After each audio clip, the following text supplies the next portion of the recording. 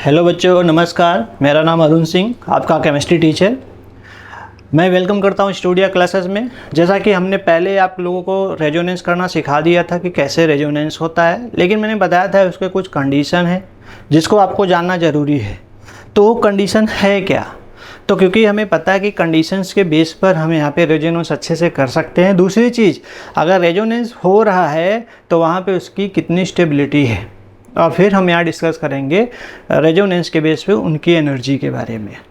तो देखो बच्चों, क्या होता है कि रेजोनेंस जब होता है ना, तो वहाँ पे कुछ ऐसे क्वेश्चंस आते हैं जैसे बॉन्ड लेंथ इक्वल है या अनइक्वल है, इसके बारे में आता है।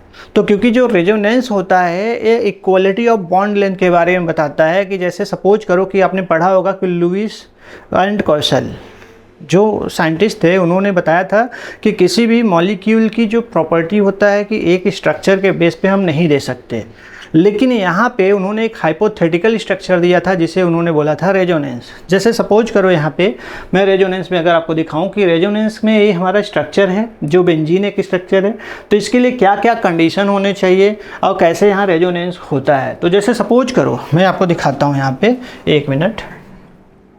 देखो बच्चों,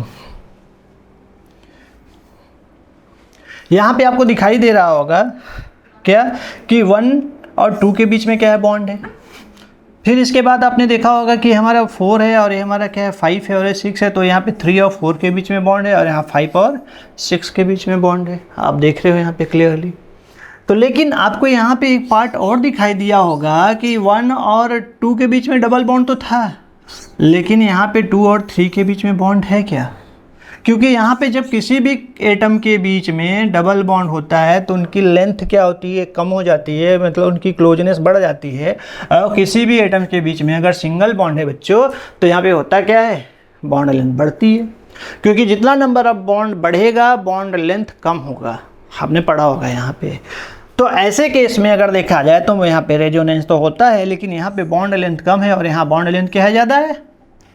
तो ऐसे केस में ही रेजोनेंस को अप्लाई किया गया और बताया गया कि जो रेजोनेंस जब किसी भी मॉलिक्यूल में होता है तो वहाँ पे हर एक एटम्स के बीच की जो बॉन्ड लेंथ होती है ऑलमोस्ट क्या होनी चाहिए, सेम होनी चाहिए। तो लेट्स सी यहाँ पे कि इस मॉलिक्यूल को either we can write in this form और इन दिस फॉर्म, दोनों का मीनिंग क्या है, सेम है। जैसे सपोज करो यहाँ पे मैं आपको अगर दिखाऊं तो यहाँ पे देख सकते हो कि इसमें कार्बन के बीच में अगर देखा जाए तो यहाँ 1 और 2 के बीच में क्या है, सिंगल बॉन्ड, और यहाँ 1 और 2 के बीच में क्या है, डबल बॉन्ड।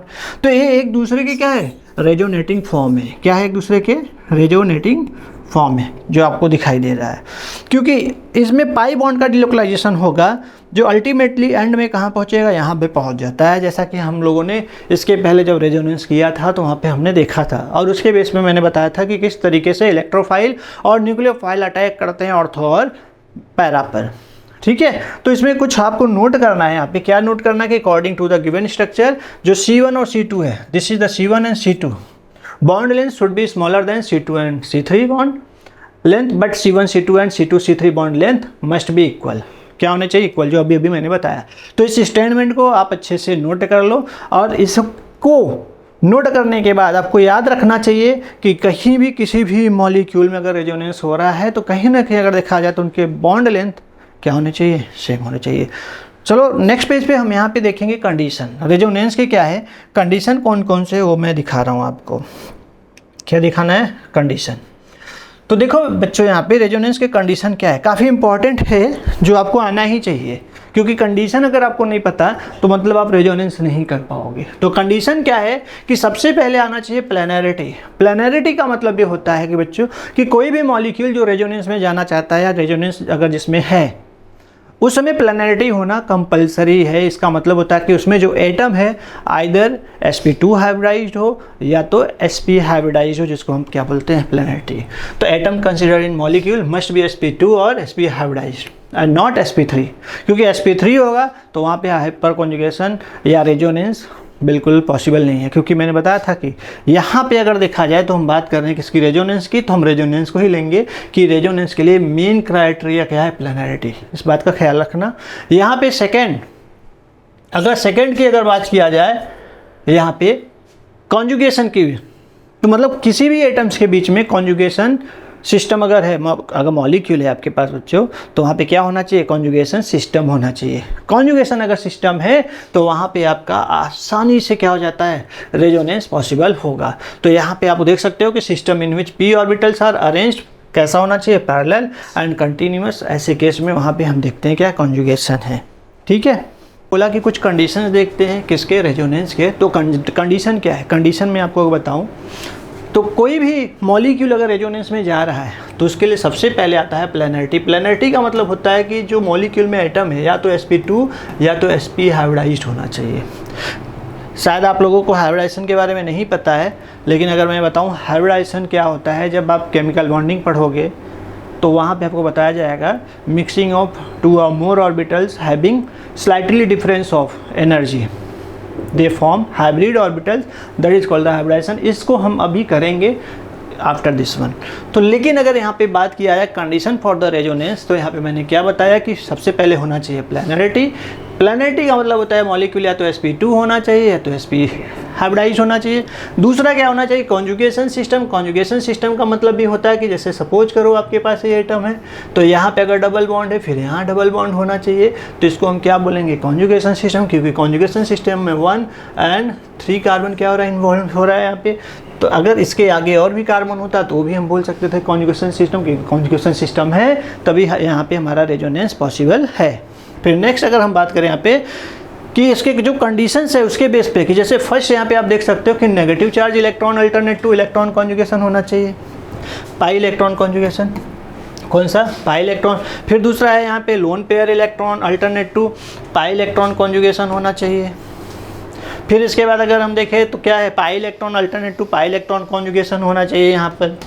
फिर उसके बाद अगर देखा जाए तो pi electron alternate to vacant orbital होना चाहिए, जो पॉजिटिव चार्ज कॉन्जुगेशन है। फिर उसके बाद अगर देखा जाए pi electron alternate to odd electron होना चाहिए, जिसे हम फ्री इलेक्ट्रॉन कॉन्जुगेशन बोलते हैं। एंड देन अगर हम देखें तो यहाँ पे लोन पेयर इलेक्ट्रॉन और अल्टरनेट टू वैकेंट ऑर्बिटल, जो पॉजिटिव चार्ज कॉन्जुगेशन होता है। तो ये कंडीशंस है जो फुलफिल आपको करना है। अगर यहाँ पे ये सारी कंडीशन कोई मॉलिक्यूल फुलफिल कर रहा है तो इसका मतलब वहाँ रेजोनेंस पॉसिबल है। तो चलो देखते हैं 1 by 1 करके। एग्जाम्पल भी मैं दिखाऊंगा और उसको मैं आपको उसके एग्जाम्पल को सॉल्व करके भी दिखाऊंगा। तो चलो देखते हैं यहाँ पे नेक्स्ट पेज पे।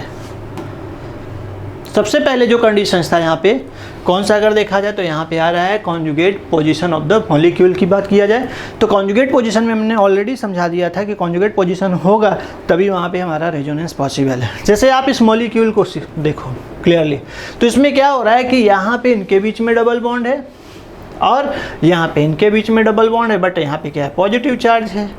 इसके केस में अगर देखा जाए तो यहाँ क्या है, पॉजिटिव चार्ज है। तो आपको क्या दिखाई दे रहा है, क्या इसमें रेजोनेंस होगा? यस होगा रेजोनेंस। क्यों? क्योंकि आपको पता है कि इसका जो p ऑर्बिटल है वो वैकेंट है कार्बन का, और ये p ऑर्बिटल अगर वैकेंट है तो इसका मीनिंग ये निकलता है कि पाई बॉन्ड जो कॉन्जुगेशन सिस्टम है इस साइड में क्या होगा, शिफ्ट होगा। दूसरा, इस अगर यहाँ पे शिफ्ट ऐसे हो रहा है, देखो बहुत क्लियर देखो, अगर यहाँ पे पाई बॉन्ड यहाँ शिफ्ट हो रहा है तो इसका मतलब यह है कि इस कार्बन के ऊपर पॉजिटिव चार्ज होगा। अब जैसे इस कार्बन के ऊपर पॉजिटिव चार्ज होगा तो ये कार्बन कहाँ शिफ्ट होगा, यानी इस कार्बन के बीच का पाई बॉन्ड कहाँ शिफ्ट होगा, इनके बीच। जैसे ये बॉन्ड यहाँ शिफ्ट हुआ तो इसके पास क्या आ जाएगा, प्लस चार्ज आ जाएगा। तो इसको भी मैं दिखाऊंगा क्लियरली, अभी यहाँ पे दिखा देता हूँ आपको, जैसे पता चल जाए। जैसे CH2 है, डबल बॉन्ड है, CH है, सिंगल बॉन्ड है और CH है। आप बहुत क्लियर देखो। और फिर यहाँ पे हमारे पास क्या, डबल बॉन्ड है, फिर इसके बाद CH है, फिर यहाँ पे हमारे पास प्लस है। तो आप देखो कॉन्जुगेशन सिस्टम, पहली बात तो यहाँ पे आप देख सकते हो कि इस कार्बन के ऊपर क्या है, प्लस है, ठीक है, और इसके बाद यहाँ पे CH3 से कनेक्टेड है। क्या आपको कॉन्जुगेशन सिस्टम दिखाई दे रहा है? यस, यहाँ पे है। क्यों? फर्स्ट कार्बन पे है, फिर थर्ड कार्बन पे है, फिर उसके बाद अगर देखा जाए तो फिफ्थ कार्बन पे है। कैसे? क्योंकि इसका जो फिफ्थ कार्बन है इसके पास पॉजिटिव चार्ज है। इसका मीनिंग है कि उसके पास इलेक्ट्रॉन की कमी है। It means pi bond can be easily delocalise here. कैसे? अगर देखा जाए तो क्योंकि हमें पता है कि जो इसके पास इलेक्ट्रॉन की कमी होगी तो इलेक्ट्रॉन को अपनी ओर क्या करेगा, खींचेगा। जब खींचता है तो इसका मतलब पाई बॉन्ड शिफ्ट होगा यहाँ।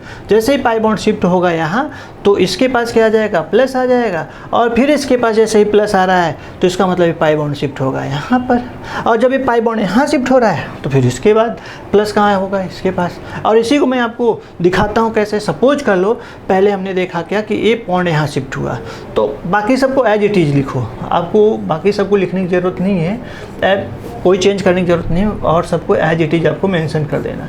क्योंकि मैंने क्या बताया कि अगर ये बॉन्ड यहाँ शिफ्ट हो गया तो इसके पास क्या आ जाएगा, प्लस आ जाएगा। देखो मैंने प्लस यहाँ दिखा दिया और इसके बीच यहाँ पे डबल बॉन्ड दिखा दिया, इस तरीके से देख सकते हो। ये इसी का फॉर्म है, ये जैसे बॉन्ड मैंने यहाँ दिखाया। फिर इसके बाद जब इसके पास प्लस आया तो ये पॉजिटिव चार्ज कहाँ शिफ्ट हो रहा है, यहाँ पर। तो जब डबल बॉन्ड शिफ्ट हो रहा है यहाँ पे इस पॉजिटिव चार्ज के पास, तो पॉजिटिव चार्ज कौन सा है वाला जो मैंने अभी बताया कि यहाँ पे पहुँच जाएगा।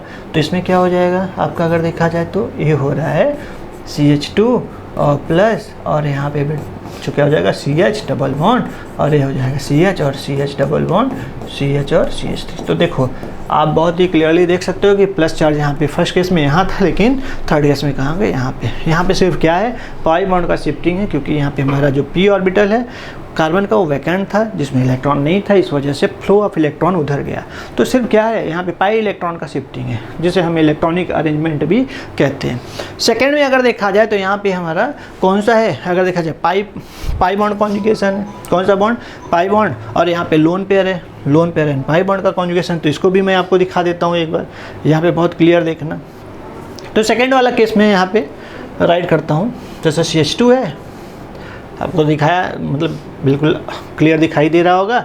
CH2 है और क्या है बच्चों, CH है, और इसके बाद CH है और डबल बॉन्ड है, CH है, और यहाँ पे हमारे पास CH है, डबल बॉन्ड CH है, और इसके बाद अगर देखा जाए तो यहाँ पे हमारे पास N है और NH3 हम कंसिडर कर लेते हैं इसको, या NH2 कंसिडर कर लेते हैं। यहाँ पे देख सकते हो, देखो बच्चों यहाँ पे लोन पेयर और पाई बॉन्ड कॉन्जुगेशन है। कौन सा है, लोन पेयर और पाई बॉन्ड कॉन्जुगेशन, या pi bond and lone pair conjugation की हम बात कर सकते हैं। कैसे, अगर देखा जाए तो कॉन्जुगेशन यहाँ कैसे बन रहा है, तो सी इसके पास लोन पेयर है ना, तो A1, और इसके पास पाई बॉन्ड है, देख सकते हो आप। तो पाई बॉन्ड कहाँ जाएगा, इसके बेस पे। तो यहाँ पे मैं वहीं आपको दिखाने जा रहा हूँ कि कैसे यहाँ पे शिफ्टिंग होगा, ठीक है। अगर देखा जाए तो देखो होगा क्या कि अगर पाई बॉन्ड, ये जो लोन पेयर है हमारा, बहुत क्लियर देखना जिससे आपको समझ में आए। अगर सपोज करो कि हमारा ये लोन पेयर यहाँ शिफ्ट होना चाहेगा, तो इसका मतलब इसके पास सिर्फ वैकेंट ऑर्बिटल होने चाहिए। कौन से कार्बन के पास, इस कार्बन के पास। तो इस कार्बन के पास वैकेंट ऑर्बिटल कहाँ से आएगा, जब ये बॉन्ड यहाँ शिफ्ट होगा।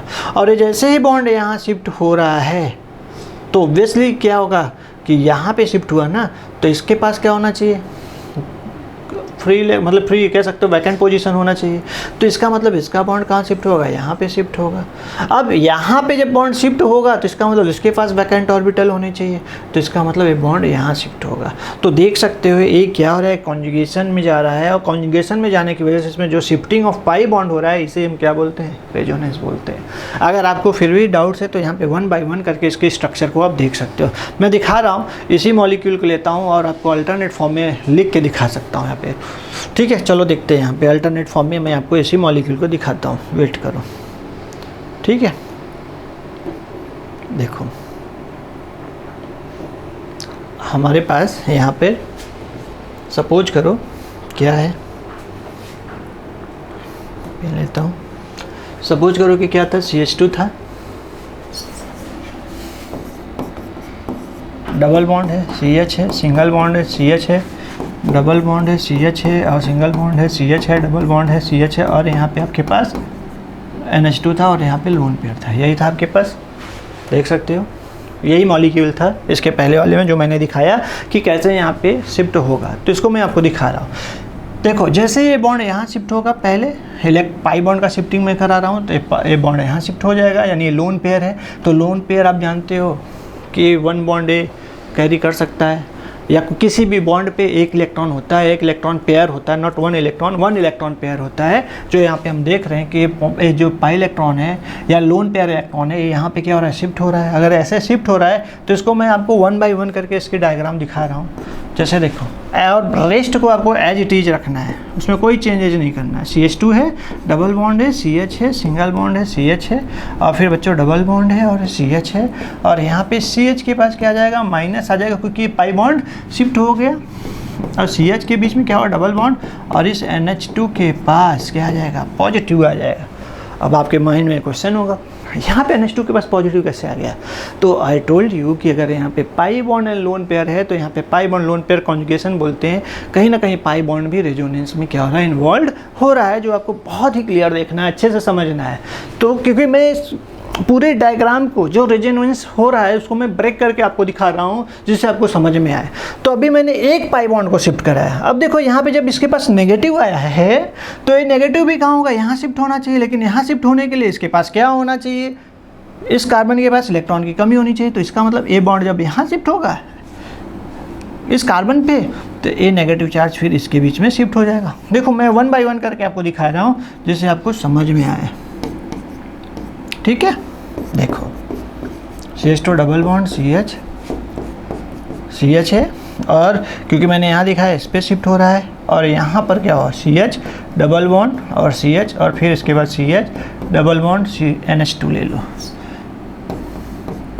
NH2 के ऊपर क्या है, प्लस है, ठीक है। अभी आपको दिखा रहा हूँ और भी है, एक बार और हो सकता है। कैसे? क्योंकि अभी इसके पास नेगेटिव चार्ज है, तो इसका मतलब ये होता है कि इस बॉन्ड को अगर हम यहाँ शिफ्ट करा दें तो जो नेगेटिव चार्ज है यहाँ पे शिफ्ट हो जाएगा। तो देख सकते हो यहाँ पे क्या हो रहा है, CH2 ये हो जाएगा माइनस, और यहाँ पे सिंगल बॉन्ड, और इस CH के पास डबल बॉन्ड बन जाएगा इस तरीके से। आप देख रहे हो, बहुत क्लियर देखो। तो क्या आपको रेजोनेंस दिखाई दिया? बिल्कुल दिखाई दिया होगा। ये रेजोनेंस ही है जिसमें हम क्या देख सकते हैं कि यहाँ पे लोन पेयर और पाई बॉन्ड कॉन्जुगेशन हो रहा है, जिसमें पाई बॉन्ड तो है और साथ में लोन पेयर है। तो आपने देखा क्या कि मैंने क्या बताया कि लोन पेयर यहाँ पे जैसे ही शिफ्ट होगा, शिफ्ट तभी होगा जब पाई बॉन्ड ये शिफ्ट यहाँ होगा और पाई बॉन्ड शिफ्ट यहाँ होगा, ये पाई बॉन्ड शिफ्ट यहाँ जाएगा। तो जिसको मैंने 1 बाय 1 करके आपको दिखा दिया है, जिसमें पाई इलेक्ट्रॉन शिफ्ट हो रहा है, जिसे हम इलेक्ट्रॉनिक शिफ्ट भी कहते हैं। तो इसमें अगर आपको कोई डाउट्स है तो आप पूछ सकते हो, नहीं तो नोट कर लो इसमें कैसे हो रहा है। Is that clear? चलो आगे के केस में हम देखते हैं यहाँ पर क्या होता है। लेट्स सी, ठीक है। तो हम लिस्ट नंबर 2 में चलते हैं और देखते हैं यहाँ पे क्या है, फिर 3 में। अभी देखो मैंने ये दिखाया आपको, यहाँ पे कौन सा शिफ्टिंग था, नाइट्रोजन वाला पार्ट। अब देखो एक बात और कि यहाँ पे अगर इसमें शिफ्टिंग हो गया तो नेक्स्ट अगर हम देखें तो कौन सा है, types of conjugation. Types of conjugation में क्योंकि हमने वहाँ पे देखा कि कैसे कैसे पॉसिबल है, तो यहाँ पे भी आप देखोगे टाइप्स ऑफ कॉन्जुगेशन में क्या हो सकता है कि जैसे सबसे पहले अगर मॉलिक्यूल की अगर बात किया जाए तो हमारे पास कौन सा मॉलिक्यूल है यहाँ पे, दिस वन जो अभी हमने देखा। फिर दूसरा दिस वन जो अभी हमने देखा कि कैसे यहाँ पे लोन पेयर इलेक्ट्रॉन इन्वॉल्व होता है। तो चलो इसमें भी एक बार हम देख सकते हैं, क्योंकि मैंने इसका तो एग्जांपल आपको दिखाई दिया है, इस वाले का एग्जांपल आपको फिर से दिखा देता हूँ। जैसे सपोज करो कि हमारे पास क्या है, CH2 है, डबल बॉन्ड है, CH है, और बच्चों क्या है, NH2 है। देख रहे हो आप? अब इसमें भी क्या है, pi electron and lone pair conjugation है। तो पाई इलेक्ट्रॉन और लोन पेयर कॉन्जुगेशन जैसे ही यहाँ पे शिफ्ट हो रहा है, इसका मतलब ये यहाँ शिफ्ट होना चाहिए, क्योंकि फ्लो अब पाई बॉन्ड का इलेक्ट्रॉन इस कार्बन पे जाएगा, तो इसका मीनिंग ये हो जाएगा एक कार्बन क्या होगा, CH2 माइनस हो जाएगा, और सिंगल बॉन्ड CH है, डबल बॉन्ड क्या हो जाएगा, NH2 हो जाएगा। क्योंकि NH2 ने अपना लोन पेयर दिया तो इस वजह से NH2 के ऊपर क्या है, यानी N के ऊपर क्या आ जाएगा, प्लस आ जाएगा। आप देख सकते हो। तो इसमें भी रेजोनेंस पॉसिबल है। तो क्योंकि मैंने आपको बताया कि negative charge electron alternate to pi electron conjugation अगर है तो हमें यहाँ पे रेजोनेंस मिलेगा, ठीक है। अब यहाँ पे लोन पेयर पाई इलेक्ट्रॉन क्या था, कॉन्जुगेशन, तो यहाँ पे हमारा टाइप्स ऑफ कॉन्जुगेशन ही है, बट यहाँ पे pi electron to pi electron conjugation, pi electron to pi electron.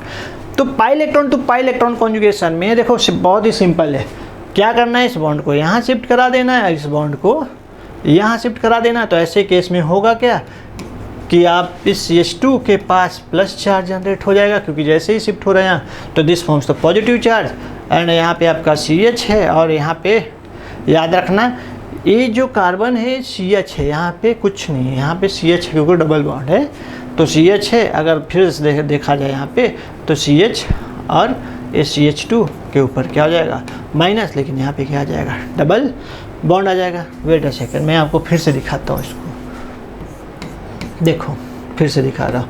पहले तो मैं फुल का फुल डायग्राम बना रहा हूँ कि कैसे यहाँ पे होता है, ठीक। और ये डबल बॉन्ड CH2, मैंने क्या दिखाया आपको कि बॉन्ड यहाँ शिफ्ट हुआ, और जैसे ये बॉन्ड यहाँ शिफ्ट हुआ, देखो ये बॉन्ड जैसे ही यहाँ पे शिफ्ट हुआ तो हुआ क्या, CH था, डबल बॉन्ड था, और यहाँ पे CH2 था, ये माइनस हो जाएगा और ये प्लस हो जाएगा।